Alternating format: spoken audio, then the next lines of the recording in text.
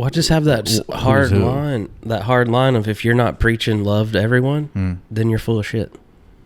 Yeah, I agree with that. I was saying, I think the common theme between all the ancient religions, when you really get down to the non-secular essence of it, is it's love. Yeah. Yeah. They call it the golden rule for a reason. You know what I mean? They probably, like, out of all the rules, I feel like they got that one right. Yeah. Just treat people how you want to be treated. Yeah. But, like, that really turned me against religion, is when people use it to hold other people down. Yeah. Yeah. That was something that hit me kind of recently too. The golden rule: treat other people how you want to be treated. I remember I went to preschool at Montessori school in Greensboro, and I remember them beating us over the head with that rule. Yeah. And like, but I think just very recently, like, just real light subconscious thought came up from the water, and I was like, I think that I act on that as if I believe that's like the golden rule. Yeah. And I it's because it's one of those things that I've been confused or not quite able to articulate. Like, you know, we were talking about how this wild thing on stage and a lot of my art kind of makes people think that I'm a horrible monster of a person. But then, you know, knowing me, I'm a kind person in real life, and I've always kind of, like, once I started, you know, paying attention to that and seeing that as a good thing and liking that, I've always been, and then getting real into the philosophy, and, you know, after years of proclaiming to be very atheistic and, you know, nihilistic and believing in nothing, curious about, like, how is it that I'm not also like a piece of shit? Like, what's keeping your moral compass? Yeah. How do I have any sense of moral value? And so I think it was like, you know, maybe it was because the mild bit of religious household I was in, they were just some sort of unspoken, nonverbal. And I'm not completely against, like, growing up in a religion. Yeah. But I'm definitely for, once you get to a certain age, it's your decision. Yeah. Like, I'm kind of like, I'm thankful for coming up in religion. Like, I'm glad I got that base, you know, like the knowledge of that religion, you know. So, like, I can have an intelligent conversation with people about religion. Like, I know enough about it, but not for me now. Right.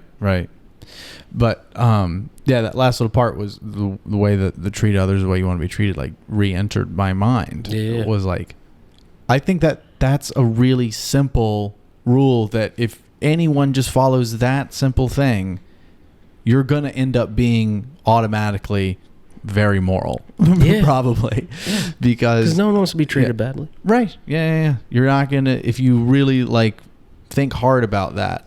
Like, would I want that done to me? If the answer is no, and here's where I find myself. So, here's like a weird little fluke in me acting on that. Okay. With, like, love, like you want to tell people you love them because it feels good, if it's true. Yeah. To say, like, you as a friend, I love you. Love you too, buddy. It's like, I can know that I'm safe to say that, because if I were Drew, I would want to hear that. From like, it feels good to be told by a friend, I love you.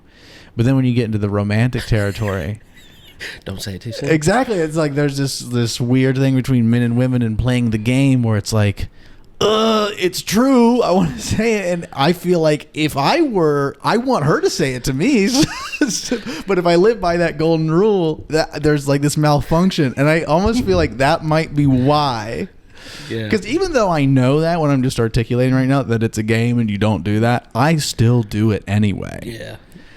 And now they have, like, you know, this modern day you know, rhetoric around it. What I do is called love bombing. Have you heard that before? No. Yeah, it's when you tell someone you love them and do it too much. I don't know what the qualifier is of it, but it's like, tell them too soon, shower too them often. with loves. Shower with love. Bomb them with loves. I don't know. I have a hard time. What's the earliest you ever said it to someone in a relationship? My pickup line. Well, I love you. I mean, I feel like almost any romantic relationship, I end up saying it fairly early. Okay. I remember one time I definitely felt it way earlier, but I waited 11 months to say it. Wow. Yeah. And the girl still was like, I don't know if I'm ready to say that back to you. And I'm like, it's been 11 months. Yeah. Luckily, she said it pretty soon after that. But I feel like, did you mean it? Yeah. Like, what do you think that's about? Like people, no, a fear of love is a weird thing. Well, I think a lot of it has to do when you're in your like 20s, you have no idea what's going on. You know, like you literally change emotions day by day. Well, I know exactly what's going on all the time, so I don't resonate with that. Sure. Yeah. Wait till you hit 30 and then you'll look back on this and be like, I didn't know what I was doing. We'll see. I feel like by the time I'm 30, I'll start having dementia. But no, it's like, have you ever, like in your early 20s, you wake up absolutely enamored with someone and then you don't see him for a couple of days and then you're like, I'm fine. No, I'm okay. I'm like, well, I mean, it depends. If I'm absolutely enamored, no, the space makes me go crazy. It makes me go like, I want to see if I can like early in my 20s. I'm not saying that's the way it is now, but if I could have proven myself, I can like. This sounds terrible, but live without you. Yeah. Then my brain's like done.